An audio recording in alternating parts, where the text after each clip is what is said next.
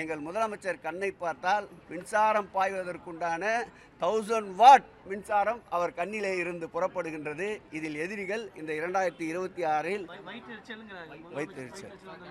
சரி, எங்கும் கோபமே வரலையே. சட்டமன்றத்தில் கூட பார்த்துருப்பீங்க, கோவப்பட்டு ஒரே காட்டுக்கத்தா கத்தனவர் அவர் தான். எங்கள் முதலமைச்சர் அனைத்தையும் உணர்ந்தவர். ஐம்புலன்களையும் அடக்கி சர்வசாதாரணமாக இந்த சட்டமன்ற கூட்டத்தொடரை வெற்றிகரமாக நடத்தி முடித்து காட்டினார். ஜனநாயகத்தின் பாதுகாவலர் என்பதற்கு சட்டமன்ற இறுதி நாள் ஒரு எடுத்துக்காட்டு.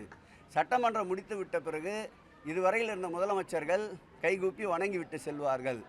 ஆனால் எங்கள் முதல்வர் இன்னார் இனியவர் என்று பாராமல் அனைத்து எதிர்க்கட்சி தலைவர்களுக்கும் அவருடைய இருக்கைக்கே சென்று கையை குலுக்கிவிட்டு நான் எந்த சூழலையும் சமாளிப்பேன் என்பதை வெளிப்படுத்துகின்ற வகமாக அன்றைய சட்டமன்ற நிகழ்ச்சி அமைத்து காட்டினார். பயம் என்பது மணிமங்கலத்தான் வாழ்க்கையிலே இருக்காது என்பது போல் எங்கள் மாண்புமிகு முதலமைச்சருடைய வாழ்க்கையில் பயம் என்பது என்னவென்று தெரியாது.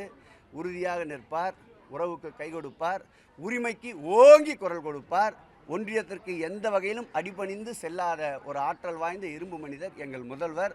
எடப்பாடி தான் ஒரே நாளில் அமித்ஷா வந்து இங்கே உட்கார்ந்து அவருடைய ஆளுமையை காட்டி எதையெல்லாம் காட்டி பணிய வைக்க முடியுமோ அதையெல்லாம் காட்டி பணிய வைத்து ஒரே நாளில் கூட்டணியை உறுதி செய்துவிட்டு சென்ற அவருக்குத்தான் பயம் வயிற்றிலும் தெரிகிறது, கண்ணிலும் தெரிகின்றது.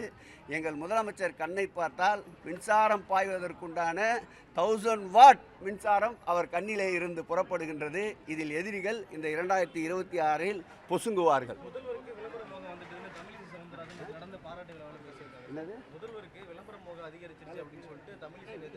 இந்த பாராட்டை பொறுத்தளவில் தமிழிசை தன்னைத்தானே புகழ்ந்து கொள்பவர், மோடியுடைய பிரதமருடைய வழிகாட்டுதலில் அவர் செயல்படுபவர், தன்னைத்தானே புகழ்ந்து கொள்கின்ற ஒன்றிய அரசு மாண்புமிகு தமிழக முதல்வருக்கு நேற்று எடுக்கப்பட்ட பாராட்டு என்பது பல்கலைக்கழகங்களாக சேர்ந்து எடுத்த பாராட்டு.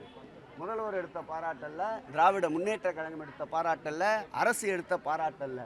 பாராட்டை என்றுமே விரும்பாதவர். நேற்றைய பேச்சிலே கூட பாராட்டை நான் என்றும் புறக்கணிப்பவன்.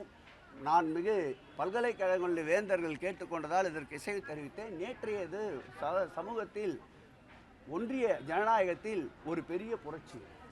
ஒன்றியத்திற்கே தேவைப்படுகின்ற ஒரு வழிகாட்டுதலை தன்னுடைய சட்ட போராட்டத்தால் உறுதியான நடவடிக்கைகளால் ஆளுகின்ற அரசுகளுக்கு தவிர்த்து எதிர்கட்சிகளுக்கு இன்னல் விளைவிக்கின்ற ஆளுநர்களுக்கு ஒரு குட்டை வாங்கி கொடுத்தவர், ஒன்றியத்திற்கு வழிகாட்டியவர் எங்கள் முதல்வர் என்பதால் நேற்றைய பாராட்டு இன்னும் சொன்னால் காலம் முழுவதும் தூக்கி வைத்து முதல்வரை கொண்டாடுகின்ற போற்றுகின்ற பாராட்டுகளாக அமைய வேண்டும்.